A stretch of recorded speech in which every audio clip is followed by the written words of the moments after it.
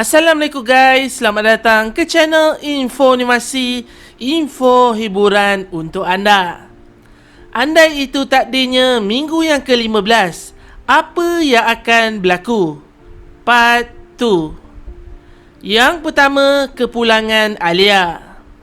Tamat sudah setahun pengajian di UK. Rumah banglo itu riuh rendah dengan suara anak-anaknya, terutama Elisha. Tak padan dengan kecil, sibuk dia mengacau kakak dan abangnya. Alia merancang untuk balik kampung pada malam itu, dan Azhar akan menjemputnya. Akhir Ramadan ini, Lia dapat juga merasa berbuka puasa dengan anak-anak dan mertuanya. Kemudian Umairah ada meneleponnya untuk bertanya khabar. Selepas itu, Lia meminta maaf kerana sewaktu Umi bersalin, dia tidak datang melawat. Umi memahami keadaan Lia yang ketika itu kawannya sedang merantau jauh melanjutkan pelajaran. Umi mahu bertanya soalan mengenai Azril. Adakah Lia akan bercerai dengan suaminya?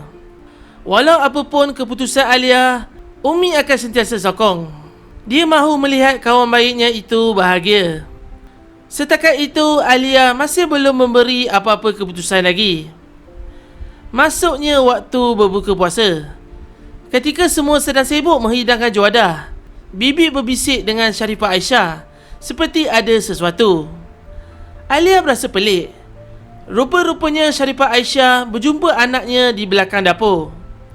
Tujuan Azril datang adalah untuk memberi kuih pada mamanya, iaitu pulut panggang. Kuih itu merupakan kegemaran Alia, dan Azril menyuruh mamanya beri kuih itu pada isterinya. Namun Azril menyuruh mamanya jangan beritahu kuih itu adalah darinya. Dia takut kalau isterinya tak makan kuih tersebut. Azril juga pesan pada mamanya supaya bertanya pada Alia untuk minta izin berjumpa dengan Elisha. Azril sangat rindukannya. Mamanya bertanya, kenapa anaknya sendiri tidak berjumpa Alia? Azril menjawab yang dia telah berjanji pada Alia yang dia takkan ganggu Lia lagi. Sebenarnya perbualan mereka berdua didengari oleh Lia sendiri. Selepas itu Azril pun balik dan Sharifah Aisyah memberi kuih tersebut pada Lia. Sebaik saja Alia memakan kuih pulut panggang itu, perasaan sedih terus menyebu hatinya. Sehabis daya dia mengawal perasaannya. Yang kedua, detik menunaikan janji. Kehadiran Alia di rumah flat itu merupakan perkara yang amat ditakuti selama ni, kerana akhirnya Alia datang untuk menuntut janjinya. Seperti biasa, Azril merayu dan terus merayu supaya Alia kembali semula dalam hidupnya. Pada mulanya Alia berkeras hati. Dia mengungkit kembali segala janji yang pernah Azril taburkan.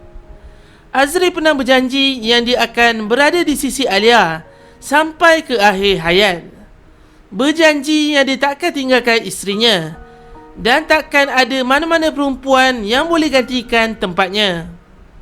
Dengan itu, Alia dengan seikhlas hatinya memaafkan Azril dan mengucapkan selamat hari raya.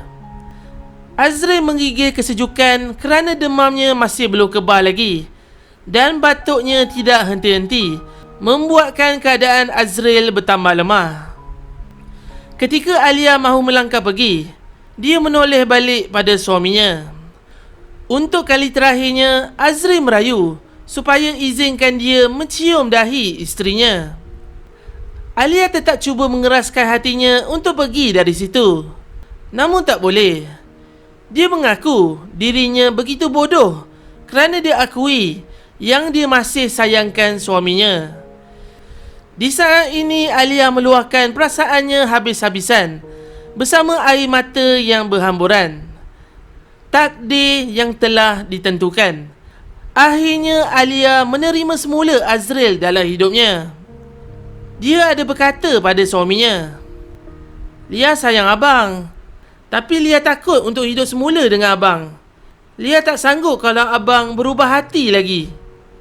Azril berdoa, andai diriku menyeksa isteriku lagi, kau cabutlah nyawaku. Aku reda. kembalilah sinar kebahagiaan rumah tangga Azriel dan Alia. Yang ketiga, kenduri.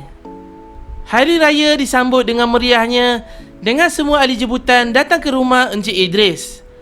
Waktu ini juga Encik Idris telah berhajat untuk mengadakan kenduri kesyukuran sempena Alia telah menamatkan pelajarannya. Selepas itu, seluruh keluarga Azriel pun telah sampai. Alia melihat Azhar mengangkat dulang hantaran. Lia pun berasa pelik. Mungkin dia fikir adiknya nak masuk meminang dan minta Azriel untuk uruskan hantaran. Tapi Azhar berkata, "Mana pula hang nak bertunang? Calon pun tak ada lagi Kak Lia." Syekh Abbas menjelaskan tujuannya datang selain daripada nak beraya, mereka semua datang nak meminang. Encik Idris berpandangan dengan isterinya. Dia berasa pelik dengan siapa pula nak meminang. Satu-satunya anak perempuannya hanya Alia saja. Rupa-rupanya Azriel mahu meminang Alia. Dulu mereka berdua hanya bernikah saja dan tidak sempat untuk melakukan itu semua. Syekh Abbas mahu jadikan Alia sebagai menantu secara beradat.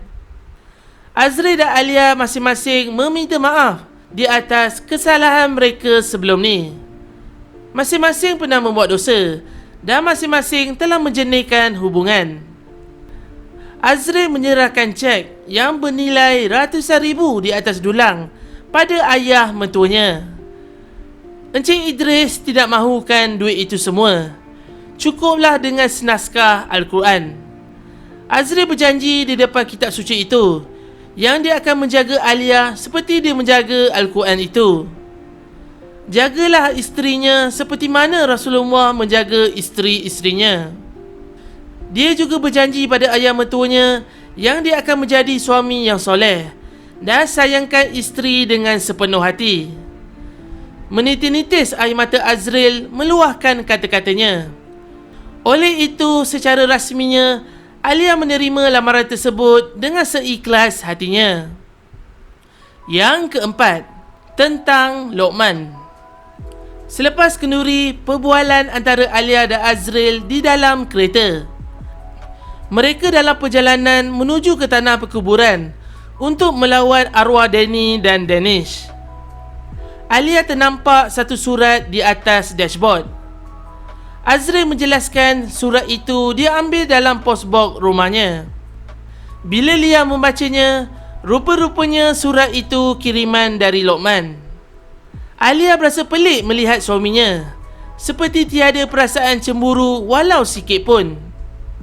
Azriel menjelaskan yang dia tidak kisah pun, memandangkan Luqman pun telah berkahwin dengan anak kawan emak saudara dia.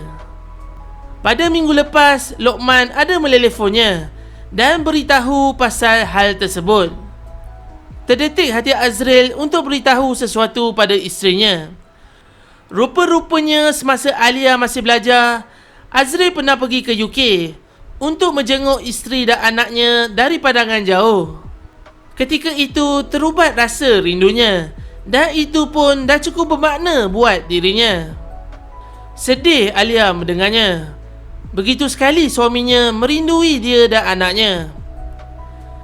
Semasa di sana pun Azriel ada berjumpa dengan Luqman dan minta supaya jangan ganggu isterinya.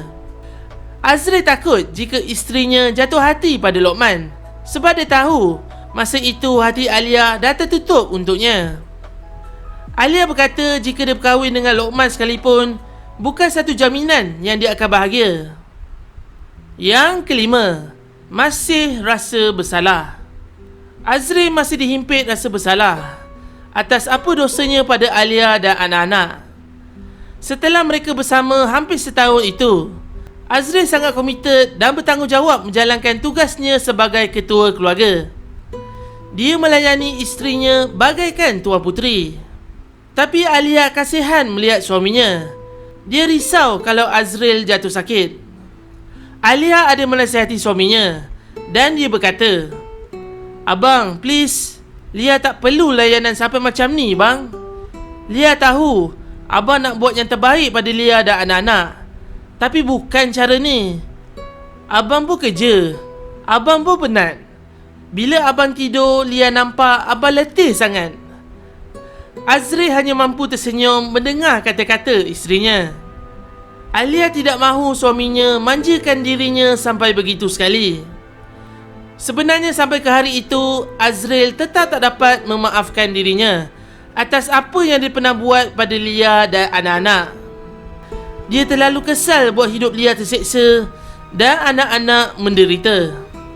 Dia terlalu takut jika kehilangan isterinya.